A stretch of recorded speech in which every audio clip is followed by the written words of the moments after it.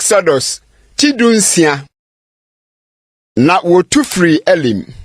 na Israel for asafu no nyina ba sensra eda Elim ne Sinai ntem no so wo free Misrim asase so no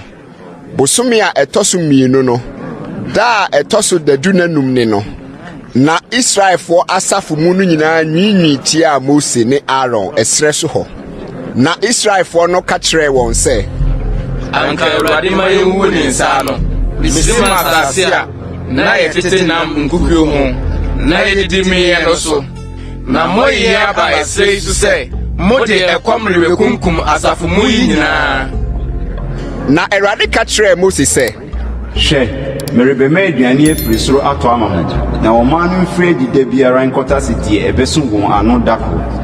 na men so won men hwe se obedi memra so ana se orini so na da etoso nsia no orisiesie die ofa no a enye die wotase da no mo ho na Mose ne Aaron ka kire Israel for no nyina se enwumre na mobehunu se Awurade na oyi mu Misrim asase so na nopa na mobehunu Awurade animonyam efiri se wate mo nwinwi a munwinwi tia Awurade no na yen de ede ne yen na munwinwi tia yen na Mose se Awurade bema mo nam adi anwumre ni aduane adi ame anopa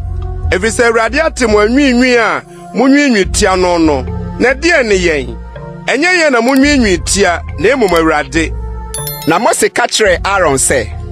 ka kire Israel for asafu no nyina se montwimpre Awurade anim efiri se wate mo anwinwi no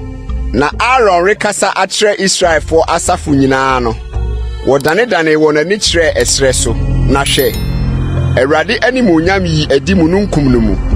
na Awurade ka kire Mose se mate Israel for anwinwi no ka kire won se anwumre mu bedi nam na anopa mo di aduane amen na mo hu se meni Awurade munyankopon na anwumre no mokoma won ho so ba bekata nsraban ne so na anopa no obosio gu nsraban ne ho hyiae na obosio a egui ne kɔsoro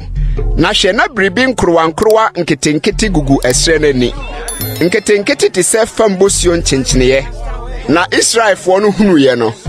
wosesei won ho se manhu ase ne ade anie efiri se na woni madekode na Mose ka kire won se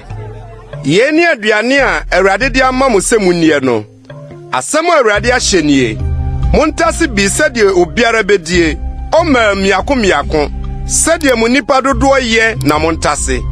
obiara ntase ma wona wo wone ntomadan mu no na Israel for no yosa na wotase ebinim die pii ebinim die kakra bi na wode oma susui na de otase pii no anya akire bi na de otase kakra bi no anka ne bi won nyina tase se de obedie na Mose ka kire won se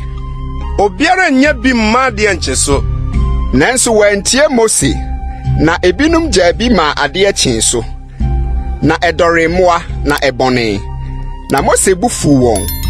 na wotase anopa obiara se de obedie na owiemu ye dia na anane na da toso nsia no wotase aduane no mo ho obaako de o ma dumienu na asafo no mpanifo nyina ba be ka kire Mose na oka kire won se de Awurade akanie okina ye home da kronkron a wodi ma Awurade monto de mo woto na monnoa de mo wonnoa na de beka no mo fansie nkosi anopa na wode sie kosi anopa se de Mose hyeye no na amon nso na moa biara nimu na Mose se muni ne ye homeda a wodi ma Awurade ene muri hunu bi wuram nensia na montase na da toso nso no ye homeda eda no de ebirento na da toso nso no nkrofo no mu bi firedi se worekotase nanso wanya bi na Awurade ka kire Mose se mubepo mahyede ne memra so die akosi da ben monhwe se Awurade ama mo homeda enti na da etoso nsia no o ma mo nanu aduane montena mo afie mu nma obiara imfiri adi imfiri ne tenabia da etoso nson ena oman no home da etoso nson no na Israel for frɛ no Manna nso etise wisaba fitaa na ne da te sɛ tatra a ɛwɔ wom. Na Mose kaa sɛ, asɛm a Awurade ahyɛ nie. Momfa ebi nhyɛ Omer mma mfansie awɔ ntoatoaso a ɛbɛba mo akyire no. Na wɔahunu aduane a mede me maa mo diiɛ wɔ serɛ soɔ, bere a meyii mo Misraim asase soɔ no. Na Mose ka kyerɛɛ Aaron sɛ, fa kuruwa bi na fa Manna Omer mma gu mu, fa si Awurade anim, na wɔmfa nsie mo awɔ ntoatoasoɔ. Sɛdeɛ Awurade hyɛɛ Mose no, Aaron de si adanseɛ no anim sɛ ɔde resie. Na Israelfoɔ di Manna mfirinhyia 40, de kosii sɛ woduru asase bi a nkurɔfoɔ bi te soɔ. Wodi Manna de kosii sɛ woduru Canaan asase no hyeɛ soɔ. Nso Omer yɛ efa abupan 12.